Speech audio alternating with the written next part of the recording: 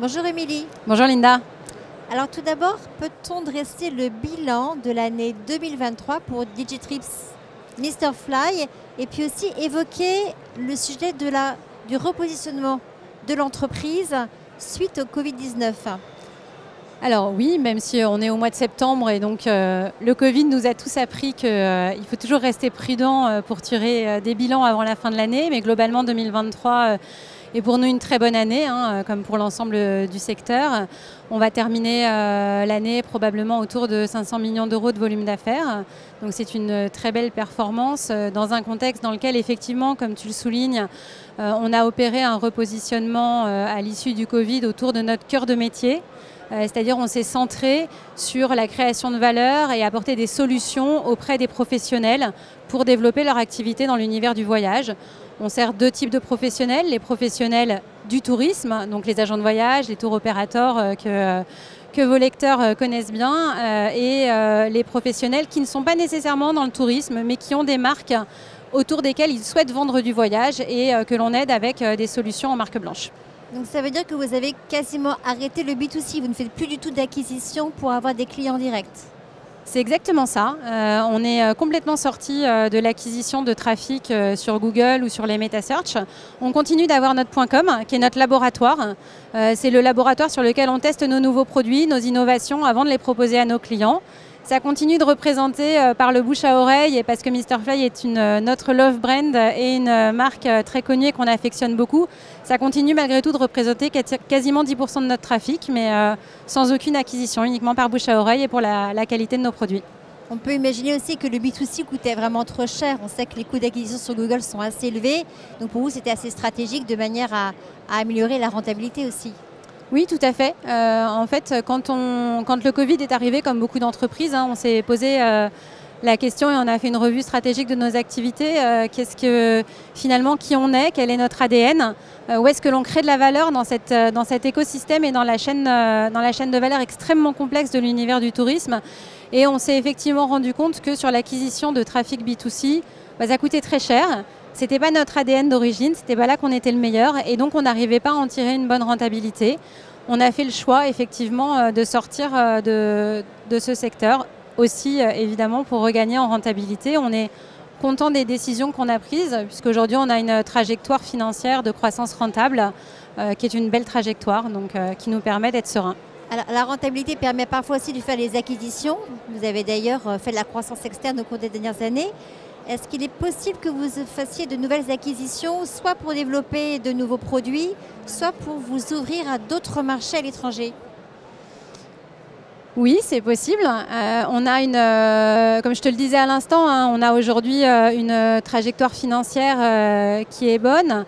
On a une situation qui nous permet de regarder un certain nombre de projets, que ce soit des projets de reprendre des projets d'investissement en interne sur des sujets d'innovation, mais aussi sur deux axes principaux que sont l'innovation et le déploiement géographique de nos solutions, déploiement international, de re-regarder, d'être ouvert, on va dire, à des sujets de croissance à l'étranger. On va rester dans l'innovation, on va parler d'intelligence artificielle, puisque vous avez lancé justement un service basé sur l'intelligence artificielle générative dans l'application. Alors d'abord, quels sont les premiers résultats et ensuite, quels sont vos projets en matière d'IA générative à moyen long terme? Alors les premiers résultats, donc ce service, c'est un service qu'on a lancé sur l'application Mr Fly effectivement à destination de nos clients, qui est un service d'assistance à destination. Donc, qui permet à nos clients d'avoir des conseils sur la base d'une intelligence générative qui est assistée par ChatGPT. Par exemple, tu es à Istanbul et tu veux faire un jogging et tu dis je veux faire un jogging. L'intelligence artificielle contextualise le fait que tu es dans un voyage à Istanbul et va te dire dans quel parc à Istanbul tu peux aller faire un jogging. Donc c'est un service qui est vraiment très focalisé sur quelque chose de précis pour nos clients. Aujourd'hui, on a des retours assez positif. On n'a pas une très grosse utilisation du service. L'adoption n'est pas extrêmement forte, aussi parce qu'on n'a pas encore beaucoup communiqué dessus. Mais les retours sont plutôt positifs et on est dans un univers de la gamification assez sympathique que les gens aiment facilement. En termes de projets, on en a plein, comme tout le monde. La question, c'est plutôt de décider ce que l'on va faire et dans quel sens on va les faire. On a plusieurs projets qui sont autour de 2 axes principaux.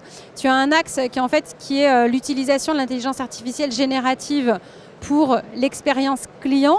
Donc là, on va être principalement dans l'expérience de réservation, dans l'expérience de recherche. Tu as des sujets autour de la réservation, évidemment, je veux faire un voyage plutôt que de remplir des cases. Donc ça, évidemment, c'est un sujet sur lequel on travaille et qui va être une évolution de secteur qui va s'imposer dans les mois et années qui viennent. Mais tu peux aussi avoir des choses un peu plus subtiles autour de la facilitation, la contextualisation de ta recherche. Parce qu'en fait, finalement, quand tu recherches un hôtel au bord de la mer, tes critères, par exemple, de recherche ne sont pas les mêmes que quand tu recherches un hôtel pour faire un city break. Donc il y a des choses un peu plus subtiles que le classique, juste je vais chercher un voyage, sur lesquels on réfléchit aussi en termes d'expérience client. Là, c'est pour le client final. C'est pour le client final. Pour l'agence de voyage, il y a aussi des projets? Pour l'agence de voyage, en fait, ça va être pareil, ça va être de l'aider en fait à assister son client à trouver le bon hébergement. Parce que de la même manière que ton client final, il ne cherche pas forcément la même chose quand il cherche un hôtel au bord de la mer que quand il cherche un hôtel en city break. Le client qui rentre dans une agence de voyage et qui a besoin d'être conseillé, l'agence de voyage, elle va vouloir facilement savoir qui sont les top sellers, quel est l'avis des clients et peut-être si son client il est plus intéressé par du musée ou par du restaurant, quels sont les bons quartiers dans une ville. Donc en fait, il y a beaucoup de choses qu'on peut travailler autour de l'intelligence artificielle générative pour faciliter l'expérience client du client final et aussi du client final en agence en aidant nos agents à apporter une réponse plus qualifiée au client final. Et puis le deuxième axe, c'est l'axe interne pour continuer à assister et continuer le travail qu'on a lancé depuis maintenant plusieurs années pour assister nos propres agents dans leur travail au quotidien auprès de nos clients avec beaucoup de solutions et beaucoup de choses qui sont développées aujourd'hui pour leur faire gagner du temps et leur permettre finalement d'être plus présents et d'avoir plus de temps pour les sujets les plus compliqués quand ils sont avec nos clients. Et ça veut dire également que vous agrandissez votre équipe tech ou pas du tout? Alors, on agrandit tout le temps notre équipe tech, on réagrandit tout le temps notre équipe tech. On a toujours des postes ouverts à la tech. Voilà, je ne sais pas qui arrive à... L'appel est lancé. Voilà, donc on est toujours en recherche d'équipes sur la tech. On a aujourd'hui des équipes qui sont réparties sur Sofia Antipolis, Barcelone et Paris. Sur la tech, donc ça nous permet d'avoir 3 bassins d'emploi différents. Et effectivement, oui, on réagrandit les équipes et oui, on s'étoffe sur des sujets, soit aussi en accompagnant nos propres équipes à évoluer sur l'intelligence artificielle générative. Pour nos développeurs et nos équipes, c'est des nouveaux sujets. Donc on a des sessions en interne. Là, on a travaillé récemment avec la Maison de l'intelligence artificielle à Sofia Antipolis, mais aussi en recrutant des nouveaux profils. Merci Émilie. Merci Linda.